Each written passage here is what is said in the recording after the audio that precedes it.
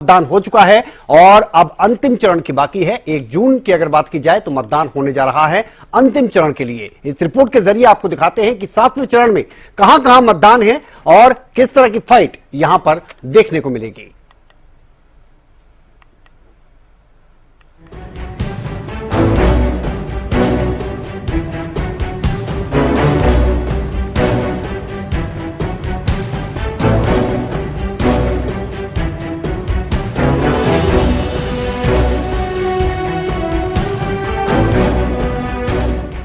लोकसभा चुनाव के 6 चरणों का मतदान हो चुका है। 1 जून को 7वें चरण के मतदान होंगे, जिसका प्रचार आज थम गया। 7वें चरण में 8 राज्यों और केंद्र शासित राज्यों की 57 सीटों पर वोटिंग होगी। इसमें उत्तर प्रदेश की 13 सीट, बिहार की 8, उड़ीसा की 6, झारखंड की 3, हिमाचल प्रदेश की 4, पश्चिम बंगाल की 9 और चंडीगढ़ की 1 सीट शामिल है। एनडीए और इंडिया गठबंधन के लिए यही दौर अंतिम और यही दौर भारी रहने वाला है। बात करें उत्तर प्रदेश की, तो प्रदेश की 13 सीटों पर चुनाव होना है। इनमें 65 विधानसभा क्षेत्र आते हैं। 65 में 43 विधानसभा क्षेत्र से 2022 में बीजेपी के विधायक जीते हैं। 11 विधानसभा में सपा और 2 में अपना दल, 4 पर सुभासपा और 3 पर निषाद पार्टी के विधायक हैं।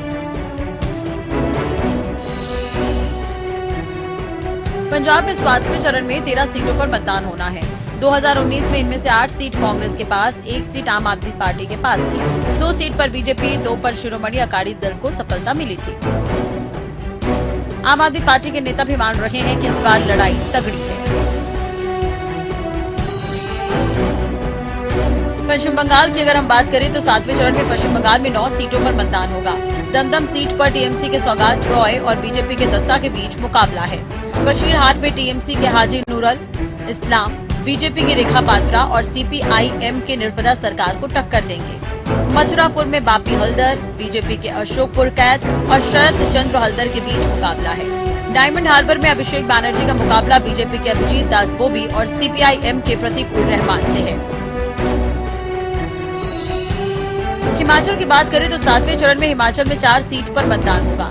हिमाचल में शिमला, हमीरपुर, मंडी, कांगड़ा सीट पर मतदान होगा। चारों सीट वीआईपी सीट है। हमीरपुर से अनुराग ठाकुर मैदान में है। मंडी में कंगना रनौत बीजेपी से और विक्रमादित्य जो कांग्रेस के प्रत्याशी है, इनके बीच मुकाबला है।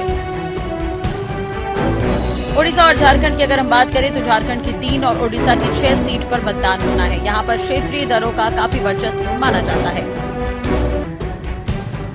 कुल मिलाकर देखा जाए तो 6 चरणों पर मतदान हो गए हैं।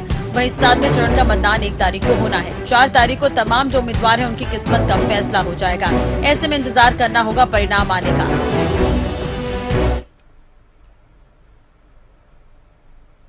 तो अंतिम चरण का मतदान होने जा रहा है, यानी आखिरी परीक्षा होगी ये पार्टियों के लिए। और इस पर ज्यादा बातचीत के लिए हमारे पॉलिटिकल एडिटर अमित तिवारी हमारे साथ जुड़ गए हैं। अमित जी, अंतिम परीक्षा है, अंतिम पड़ाव का मतदान रह गया है, किस तरह से देखा जाए, क्या कुछ खास इस आखिरी दौर में देखने को मिल रहा है?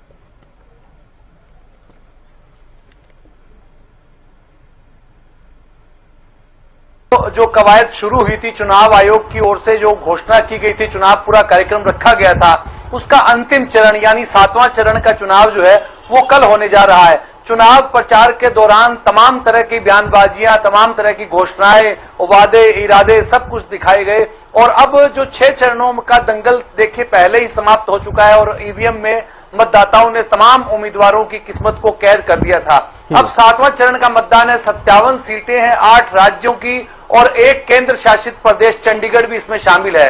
और ये 57 सीटों पर देखिए 904 प्रत्याशी चुनाव मैदान में है। और अगर प्रमुख चेहरों की बात करें तो खुद प्रधानमंत्री नरेंद्र मोदी वाराणसी जो सीट है लोकसभा की, वहां से तीसरी बार चुनाव मैदान में उतरे हुए हैं। और इस बार देखिए 13 जो इस 7वें चरण में 13 सीटें पंजाब की हैं, 13 सीटें उत्तर प्रदेश की हैं, 4 सीटें हिमाचल प्रदेश की हैं और साथ साथ जो पश्चिम बंगाल की 9 सीटें और झारखंड और उड़ीसा की और बिहार की भी सीटें इसमें शामिल है। तो ऐसे सभी जो देश की जो राजनीति में दिग्गज चेहरों की बात करें तो वे भी ऐसे चेहरे हैं जो इस 57 सीटों में अपना किसी न किसी क्षेत्र से भाग्य आजमा रहे हैं। हिमाचल प्रदेश की 4 सीटों से बात करें, अभिनेत्री कंगना रनौत के कारण मंडी जो लोकसभा क्षेत्र है वो काफी चर्चित हो चुका है।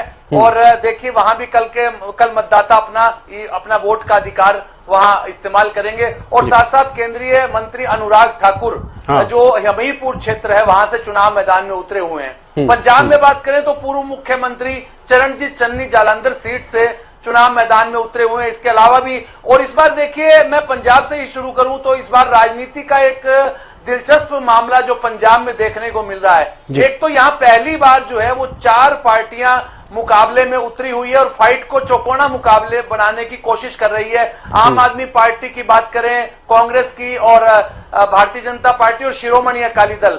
देखिए विनय, 27 साल के बाद भारतीय जनता पार्टी शिरोमणि अकाली दल से अलग होकर पहली बार चुनाव मैदान में उतरी है। और आम आदमी पार्टी और कांग्रेस की बात करें तो जो इंडी गठबंधन है उसके दोनों ही दल जो है महत्वपूर्ण घटक हैं। और ऐसे में पंजाब में आकर देखिए दोनों एक दूसरे के खिलाफ चुनाव मैदान में उतरे हुए हैं। पिछली बार अगर 2019 की बात करें तो वहां कांग्रेस को बड़ा लाभ मिला था और 8 जो सीटें जो जीतने का काम कांग्रेस ने किया था। इस बार सभी सीटों पर दिलचस्प मुकाबला देखने को मिल रहा है और आम आदमी पार्टी और कांग्रेस की सीधी टक्कर कई सीटों पर देखने को मिल रही है। भारतीय जनता पार्टी भी अपनी 2 सीटें जो कई अगर चुनावों की बात करें वो वहां से जीतती आई है, चाहे गुरदासपुर की बात करें, होशियारपुर की बात करें, तो वे उन्हीं सीटों को बचाने की कवायद में भी जुटे हुए। साथ साथ और जगह भी उन्होंने मजबूत उम्मीदवार उतारे हैं। हंसराज हंस की बात करें, पंजाबी लोक गायक हैं, दिल्ली से सांसद हैं और वे भी चुनाव मैदान में उतरे हुए हैं। इसके अलावा कई और ऐसे क्षेत्र हैं जहां से भारतीय जनता पार्टी इस बार अपना दम दिखाना चाहती है। वही शिरोमणि अकाली दल जो है वो अपना बचा कुचा जो जनाधार है उसको समेटने की कवायद में जुटी है। और पिछले 2019 के चुनावों की बात करें, देश भर में ही इन 57 सीटों पर भारतीय जनता पार्टी का दबदबा रहा था, इसमें कोई दो राय नहीं है। 25 सीटें भारतीय जनता पार्टी ने जीती थी, 7 सीटें कांग्रेस के खाते में गई थी और जो 9 सीटें 9 लोकसभा क्षेत्र जो पश्चिम बंगाल के हैं वहां से 8 क्षेत्र जो जीतने का काम टीएमसी ने किया था। इसके अलावा सहयोगी दल जो एनडीए के हैं उन्होंने भी कुछ सीटों पर जीत दर्ज की थी जो पूर्वांचल की सीटें पड़ती हैं उत्तर प्रदेश की वहां से। और वोट प्रतिशत की बात करें, पिछली बार 2019 में देखिए एक भावनात्मक लहर थी, पुलवामा अटैक हुआ था और तमाम मुद्दे दूसरे भी थे और एक मोदी लहर थी जिस पर सवार होकर बहुतायत में वोट जो लोगों ने ईवीएम में डाले और उसी का परिणाम था कि 65% से ज्यादा इन 57 सीटों पर वोटिंग हुई थी। और सर्वाधिक वोटिंग अगर बात करें पश्चिम बंगाल में 78% से ज्यादा हुई थी और सबसे फिसड्डी जो रहा था बिहार रहा था करीब 51%। तो इस बार जो चुनाव आयोग की कोशिश है कि भीषण गर्मी है, देखिए 9 तपा का 8वां दिन 1 जून है और चुनाव आयोग की कोशिश है कि इन सीटों पर मतदान प्रतिशत बढ़ाया जाए। हालांकि पूर्वांचल की बात करें तो देखिए गाजीपुर, घोसी और मिर्जापुर की बात करें, वाराणसी की बात करें, यहाँ भीषण गर्मी है। गोरखपुर की बात करें, यहाँ से रवि किशन चुनाव मैदान में है, काजल निषाद के साथ उनका चुनावी मुकाबला दिलचस्पी भरा देखने को मिल रहा है। मिर्जापुर से सीट है जहां से अनुप्रिया पटेल चुनाव मैदान में उतरी हुई है।